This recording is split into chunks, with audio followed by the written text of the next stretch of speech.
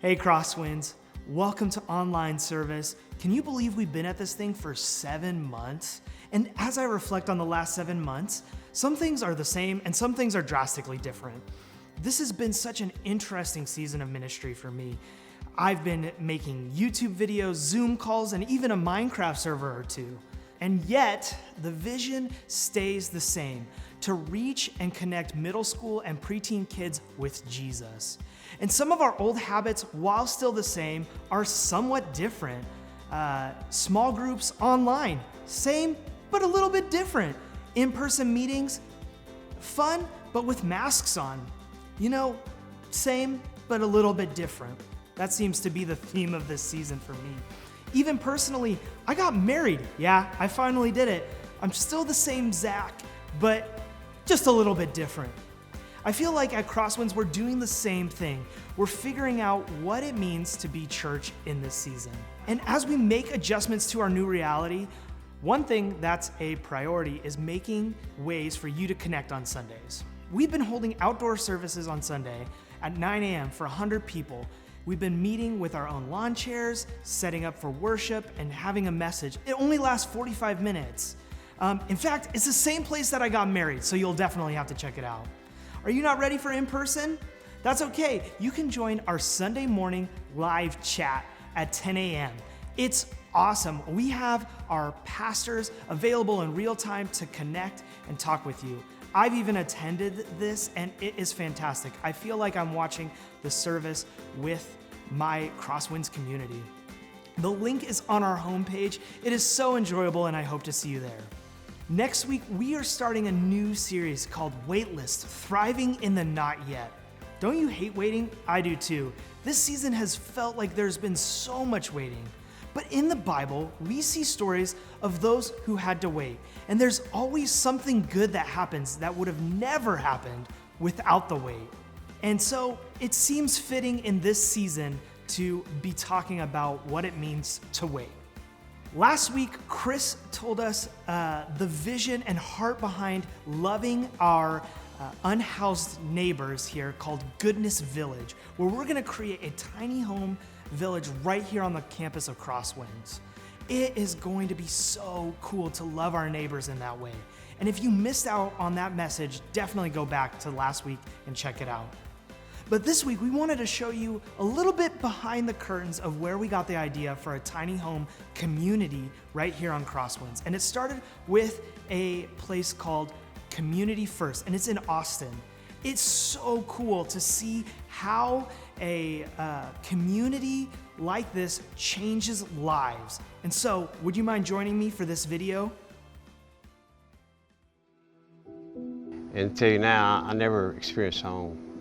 Those first years of my life, their home wasn't what I know now what home can be. I grew up and aged and without any kind of family guidance that I was used to. I really didn't know where to turn. In that era of time, there were a lot of people doing drugs and experimenting with drugs. And finally, I quit school, went to the Marine Corps. I got married in the service, had a son, and then when we got out, I kept running wild. And so we got divorced, and it just progressed. It got worse, and I've been in prison 4 times for my lifestyle put me there. And the last time I was there, I was getting tired, and you know, nothing was adding up in my life. I started praying, Lord, I don't want to spend the rest of my life in the penitentiary. I mean, I knew one thing, that's no kind of life. I came out and I took the advice of just doing right by myself first, and then if I was doing right by myself, I could do right by other people. And I was doing good, you know, from my experience in prison. I learned my lesson and just started trying to do right, and then I got the cancers.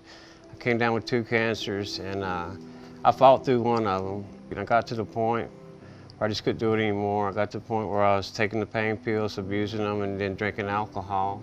I had lost everything. I was sleeping in my car on the streets, and sometimes I wound up camping out in some of the camps here in Austin. It's not pretty out there, it's not. It's nowhere that you grow up thinking that's where I want to be.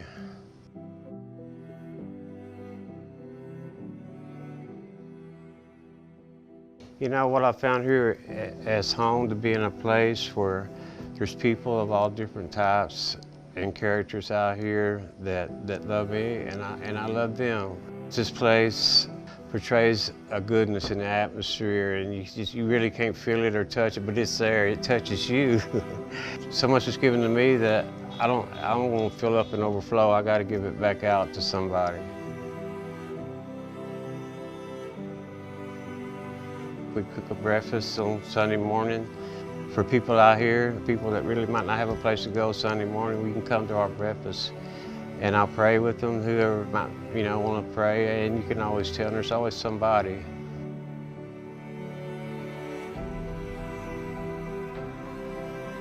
When I made altar trucks before, I would always look, and see, well, who are these people? And I never would have thought that one day that I would be one of the serving the food off that truck or riding in that truck, making that truck run. And so now we're able to offer a smile, a sandwich, a handshake, a hug, and just for a monetary moment, that person that you're offering that to might take their mind off their pain. And so it's just a community first service to give me a purpose, to set the platform where I can do what's always probably been in my heart, and it's because you're home.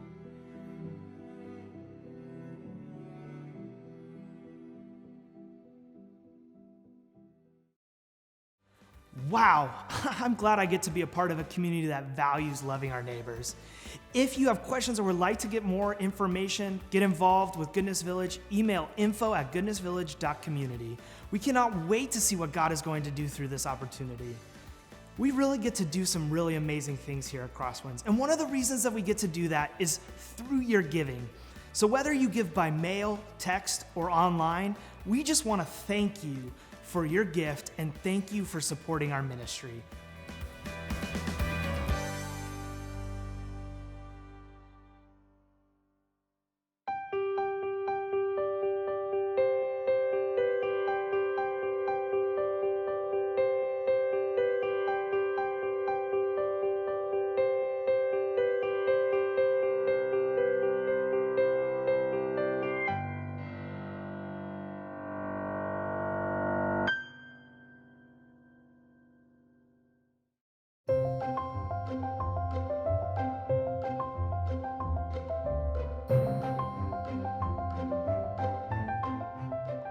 Well, we are in our last week of our series, The Gospel According to Blank, where each week we have been looking at the gospel and stories of Jesus through the eyes of the marginalized.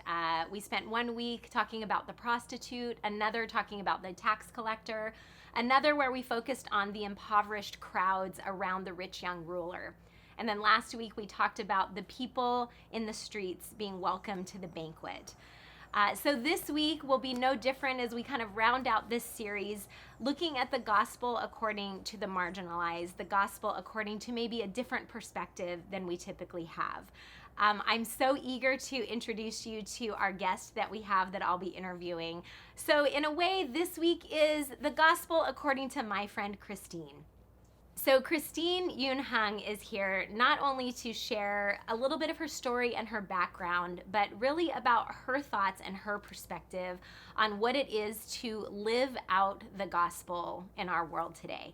So with that, would you welcome Christine Youn?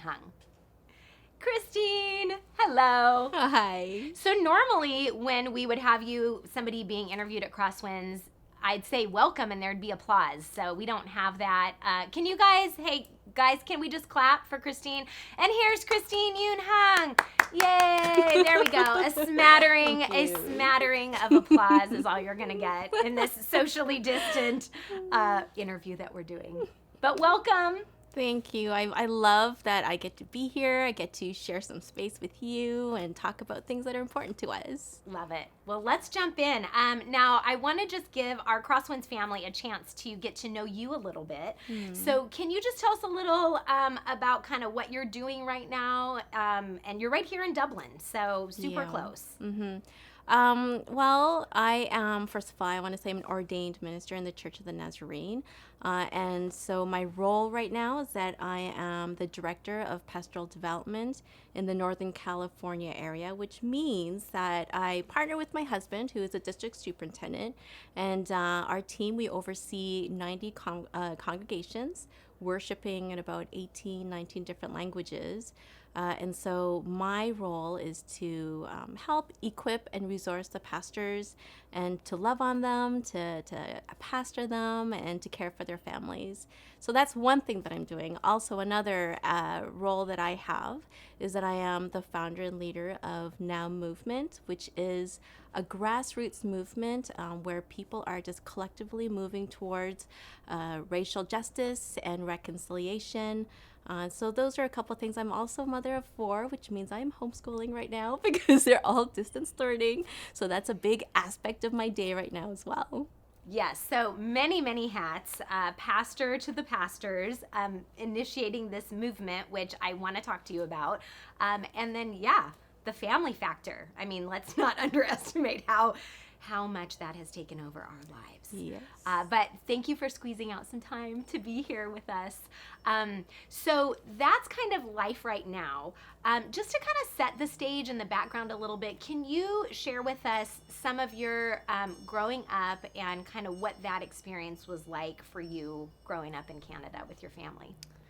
Yeah, so I was born and raised in Canada to an immigrant Korean family in a time and in a space where we were one of the very few Asian faces around. So I would usually be the only Asian in the class, if not the whole school. So as you know, when you are in that sort of situation, people that don't feel comfortable with others that are different, we were often the target of just cruel statements. As we walked on the streets, people would shout racial slurs to my parents, telling us to go home. And actually, when I was in 6th grade, I will remember this incident where 2 boys just followed me home and they would shout really cruel things to me just because I looked different, because I was Asian. They would throw rocks or, chase me after with sticks and whatnot.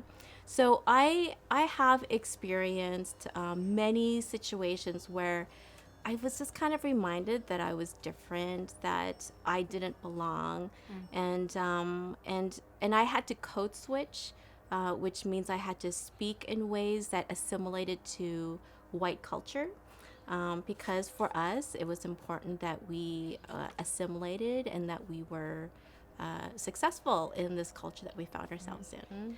So here you are at home recognizing that, like you said, your parents spoke differently, dressed differently, and then you had to kind of flip a switch when you were around a bunch of white people to fit in. Yeah. So was it just always kind of in the back of your mind, like, I'm different, was there a sense of not belonging? There was often a sense of not belonging, but you just become so desensitized to that feeling. It's just second nature. It's always just kind of under the surface, and every so often it just kind of rears its ugly head and you're reminded, there it is. Yeah, I don't belong. So often, though, we will find those spaces where there is that safety and welcoming. And so there were spaces like that for me as well. Yeah. So let's fast forward to 2020 and talk about how what we all have experienced and what we've seen happening just even this year, and how that has maybe spurred you on toward God really doing something in you with even your own sense of not belonging and what that means for you to be a voice. Can you talk about that a little bit? I would say it was the death of George Floyd, where that was a Kairos moment where God just captured my attention as I read the stories and wept over what his family must have been experiencing. I really sensed the Lord's voice saying, Christine, your brother's blood cries out to me from the ground. just that verse in Genesis between Cain and Abel. And it wasn't that God was pointing fingers at me and saying you are to blame. It wasn't anything like that. It was, Christine, this is your brother.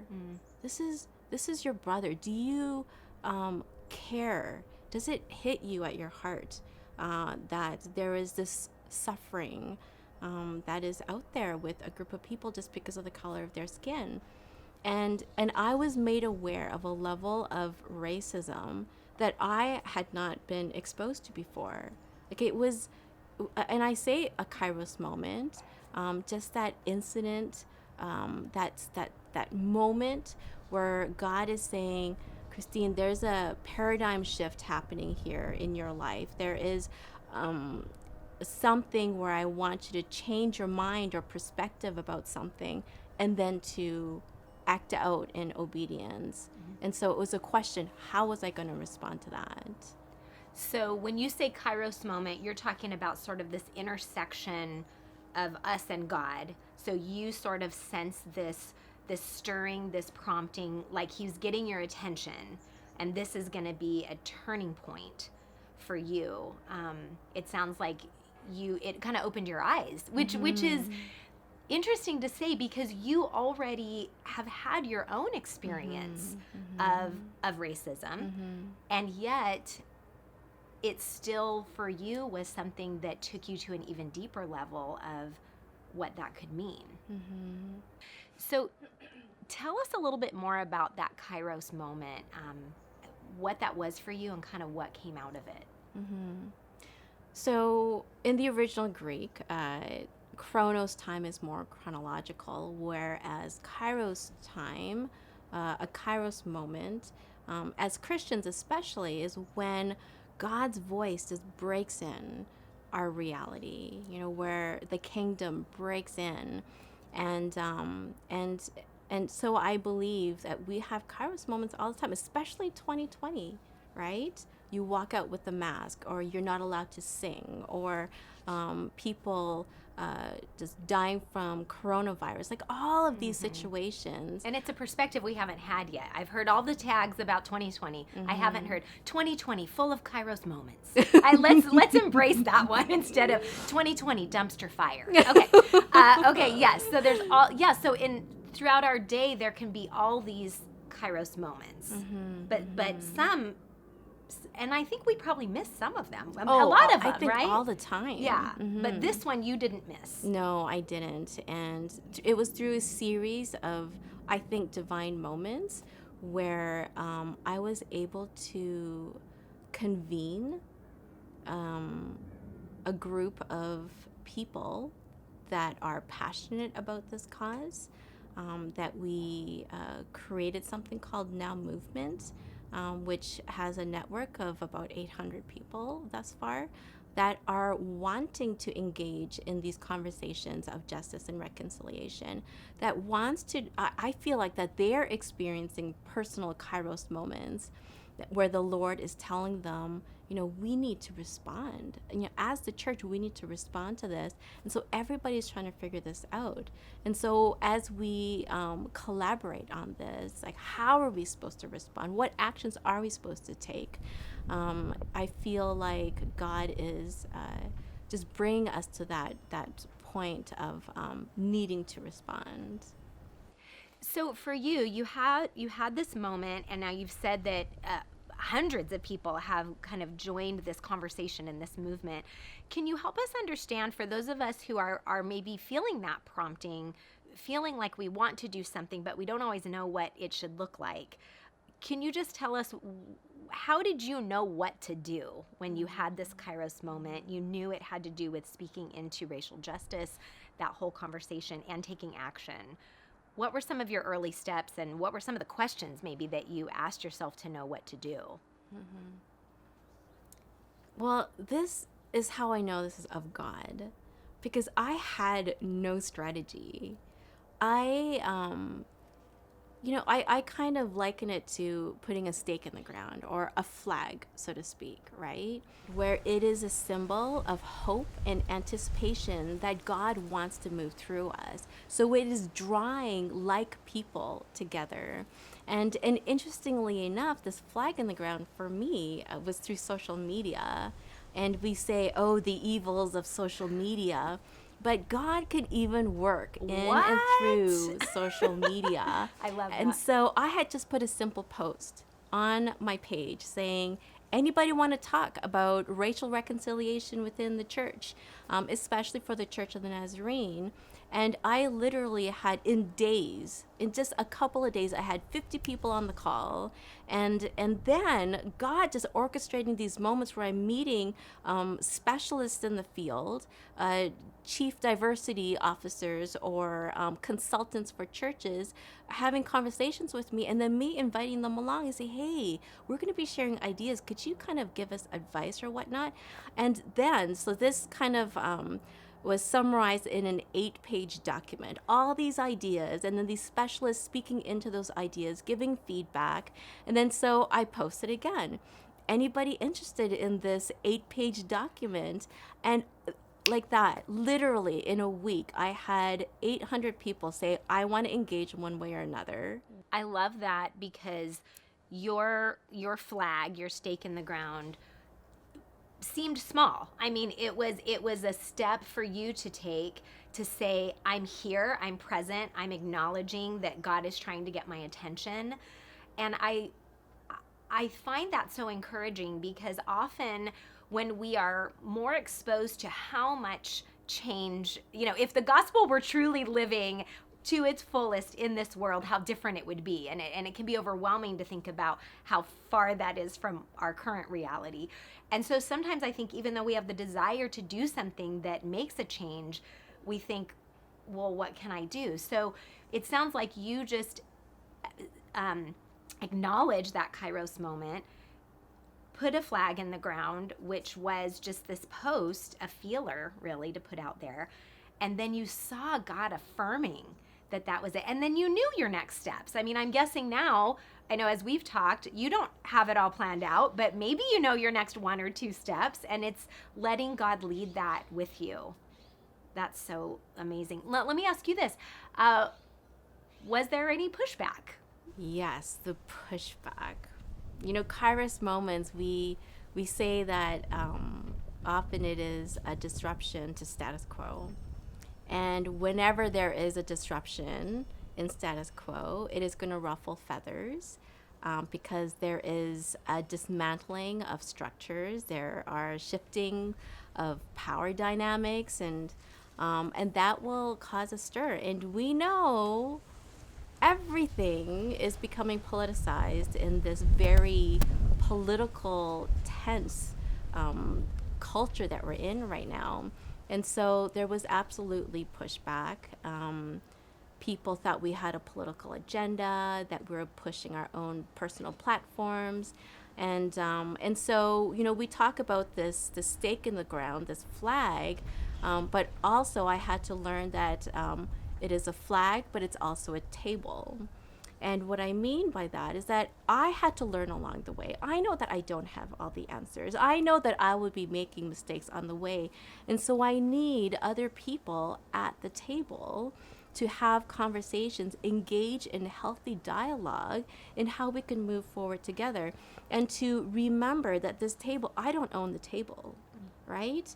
We can say that it is the table of the Lord, right? It is through just the mystery of the gospel that Jesus reconciled us to the Lord and to God the Father, and also reconciled us to each other. And it's in that space of unity, in that space of we are one as the Father and Son are one, where we should be able to have these healthy dialogues no matter what platform we're from, no matter what party we are affiliated with, no matter what we believe, that as the church, we should be able to come together and have these conversations. So even with pushback, can we respectfully dialogue in ways that is a reflection of the bride of Christ, right? That is the reflection of the grace and love of the Lord in ways that will draw people together instead of build walls and create dissension. The table is such a great picture. It's not a stage, it's not a podium, it's not, here's my flag and I'm going to tell you all how to be and what to think and shout out what I think. It is exactly what you said. It's conversation, it's relationship, it's a levelness. We're all sitting at the table together. So those two images together, I think, are important. You know, that it is an openness to hear conversation. And that's kind of this whole series that we've been doing is with the mindset of an openness, opening our eyes, opening our ears, listening and engaging in a sense of the gospel that maybe we haven't had before.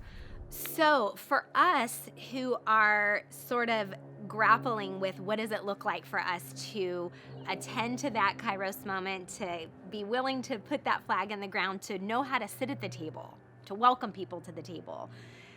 From your experience and your perspective, having thought a lot about this, can you just give us some words of wisdom to those who might have a little bit of a deer in the headlights, like, I don't want to do the wrong thing? How do we move forward in whatever next steps God is calling us individually and as a larger church community? Well, as we shared earlier, there has been Kairos moment after Kairos moment for us as the church and for us individually. And I would say the first step is to know that God is constantly breaking through in your life. He is constantly speaking to each of us individually as the body of Christ. And He is always inviting us into kingdom work, into partnering in the ministry of reconciliation, and also to have the confidence that God has been birthing something in you since the womb. All the experiences that you have had, whether it is experiences of joy, whether it is experiences of passion, and whether, and especially in circumstances of pain and hurt from your past, that God is using all of these things, all of you, your body, mind, heart, spirit, all of these things for the purpose of the gospel. And so when you're discerning Kairos moments in your life and you are sensing that this Kairos moment is moving you towards casting blame or to judge others or to condemn or to speak harsh words out of anger, out of dissension or whatnot, I would kind of sit back and consider maybe that is not the Spirit of the Lord. But if your Kairos moment is moving you to radical hospitality, to deeper compassion for those that are not like yourself, to move into places of forgiveness for others and reconciliation that does not look like the culture of the world, I would guarantee that it is the Lord activating you to move in ways for the sake of others, to embody the love of Jesus for others, to others. That is such good wisdom, to be discerning about, do we feel drawn to the actions that are more like Jesus or not what we see in the Jesus and in the gospel that we read about? Being able to know what it looks like to move forward in that's really wise. As we do that, and just as we kind of bring our time to a close, can you just share with us any insights about what our posture should be as we approach these conversations and move toward the table? As you're speaking truth, as you're exercising your prophetic voice, there's a level of exposure where you will have a target on your back. And so this posture, it has to be one of humility, but it also has to be one of boldness that the Lord is walking before you. And to always remember that it is for the sake of all people. Even if you are standing for a certain demographic of people. It is really for all people. And to remember it is at the foot of the cross, where that is the level playing field. That is level ground, where the church, no matter what spectrum, or no matter what you believe, that it is at the cross, at the foot of the cross, and as we said, at the table where we should be able to come together as brothers and sisters. And so my encouragement as people are discerning their Kairos moments, to really allow the love of the Lord to guide you at the spaces of the table, at the foot of the cross, as you speak prophetically in the culture that we're in right now. Well, thank you so much for just taking time to share your perspective, your incredibly insightful thoughts, for giving us good words to be able to move forward and continue with whatever next steps God's prompting in us. I'm so thankful that we got to talk today. Thank you. Thank you for asking me and sharing this time together. I loved it.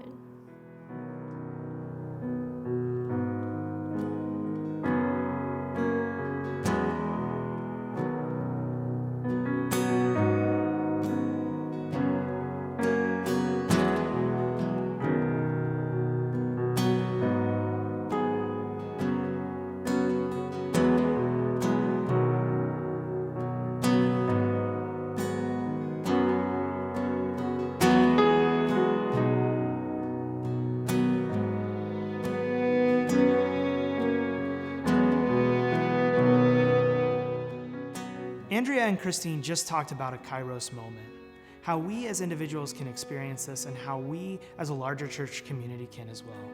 Hopefully this series has given you a new perspective and some fresh insight when it comes to those who are marginalized.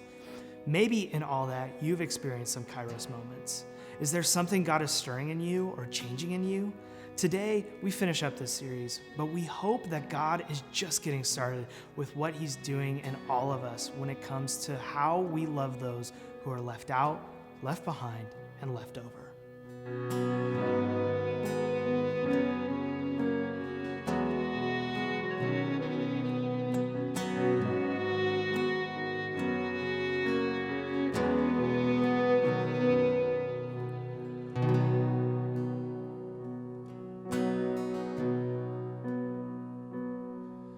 Let the King of my heart be the mountain where I run, the fountain I drink from. Oh, He is my son. Let the King of my heart be the shadow where I hide, the ransom for my life. Oh, He is my song, 'cause You are good.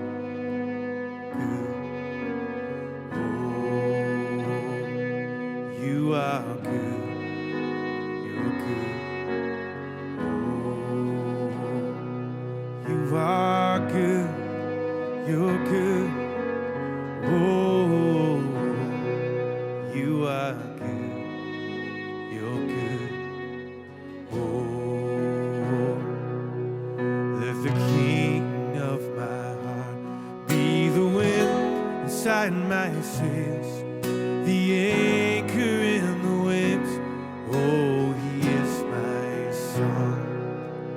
Let the King of my heart be the fire inside my veins, the echo of my days. Oh, He is my song. Let the King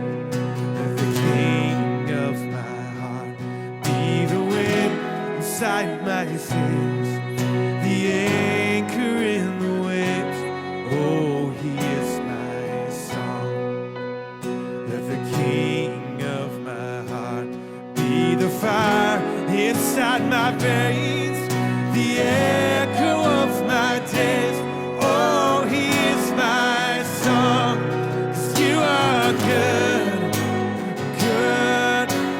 Oh, You are good, good.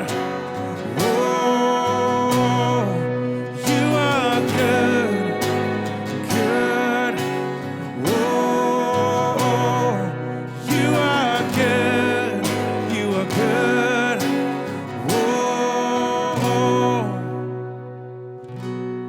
You're never gonna let me down.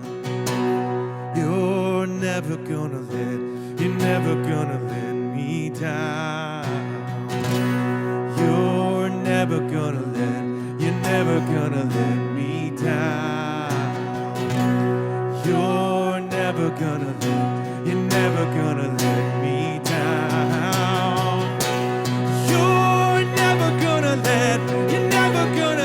me down. You're never gonna let me down. You're never gonna let me down. You're never gonna let me down. You are good. You are good. Oh, you are good. Good. Oh, you are good. Good. Oh, you are good. Good. Oh, you're never gonna let me down. You're never gonna let me down. You're never gonna let me down. You're never gonna let me down. You are good, good. Oh, you are good. You are good. Oh, you are good. You're good. Oh, you are good. Good. Oh.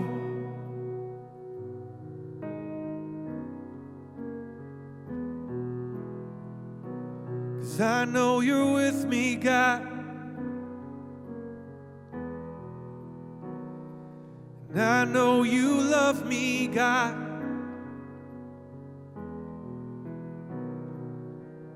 Oh.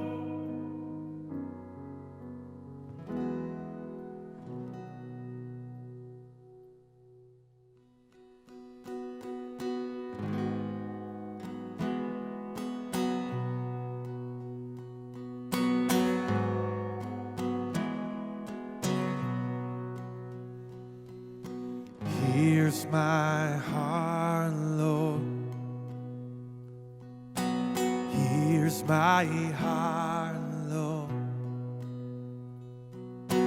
Here's my heart, Lord. Speak what is true.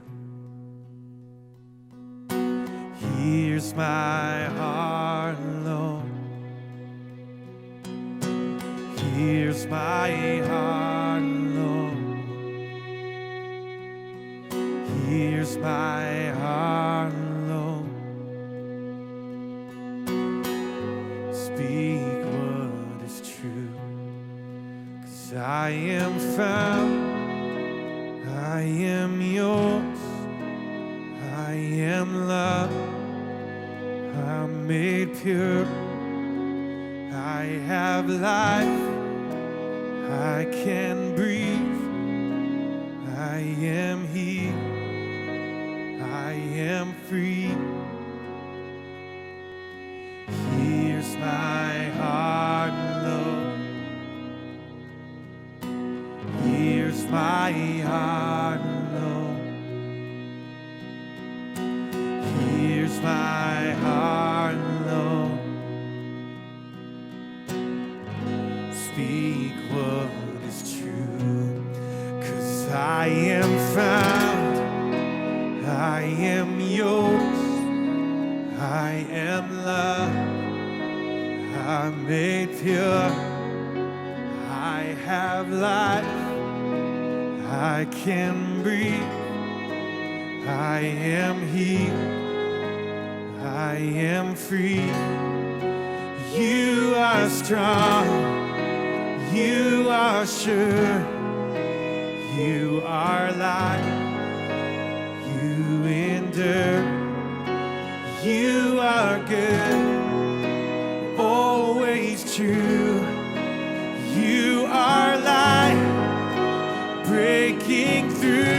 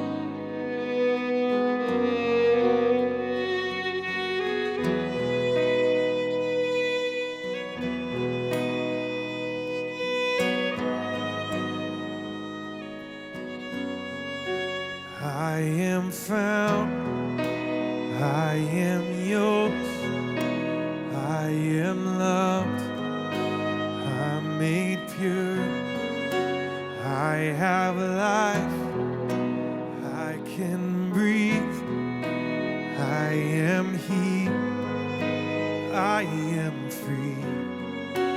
You are strong, you are sure. You are light, you endure, you are good, always true. You are light, breaking through. Yeah. You are more than enough. You are here, you are love. You are hope, you are grace, you're all I have, you're everything. Oh, and here's my heart, Lord. Oh, here's my heart, Lord. Oh, here's my heart, Lord. Oh, speak what is true. Here's my life. Oh, here's my life, Lord. Here's my life, Lord. Here's my life, Lord. Speak what is true. Speak what is true. Speak what is true.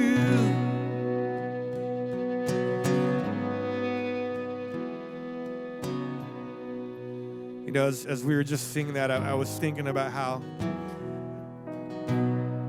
there is no better song for this season we're living through as a church than something like this, where we can say, God, this is not perfect. This is not how we would do this if we had our way. But God, we believe you're good and you're strong and you're faithful even in this moment. And so we are going to sing to you. We're going to worship you. Even if it doesn't sound like it always sounds. Even if it doesn't look like it always looks, God, we're going to set that aside and we're going to worship. So what we're going to do right now is I want to take us back and I want to sing that chorus again. I want us to sing, here's my heart, Lord. Here's my life, Lord. Speak what is true. And what I'm going to encourage or maybe even challenge you to do is in that moment, wherever you are, whether you're at home in your living room watching this on TV, whether you are in your car listening, if you're by yourself, if you're worshiping with family or friends, we're going to take this moment and we are going to sing this out. Whether this is easy for you, whether this has been such a challenge, whatever, let's sing this out and sing, here's my heart. Will you join me? Here we go. And here's my heart, Lord. Here's my heart, Lord. Here's my heart, Lord. Speak what is true. Sing aloud, here's my life. Oh, here's my life, Lord. I give it to you. Here's my life, Lord. Here's my life, Lord. Speak what is true. Speak what is true. 'Cause I trust you, God. Speak what is true.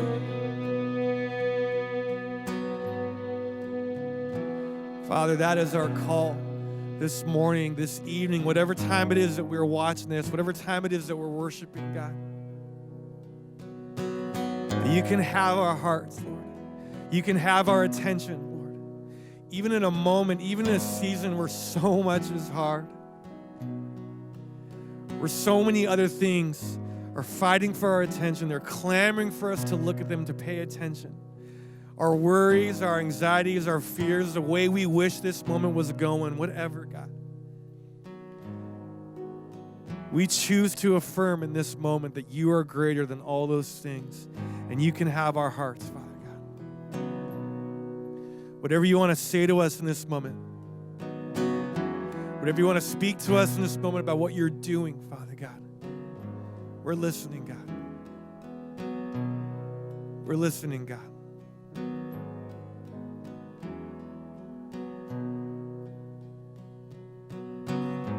We love you, God. Amen.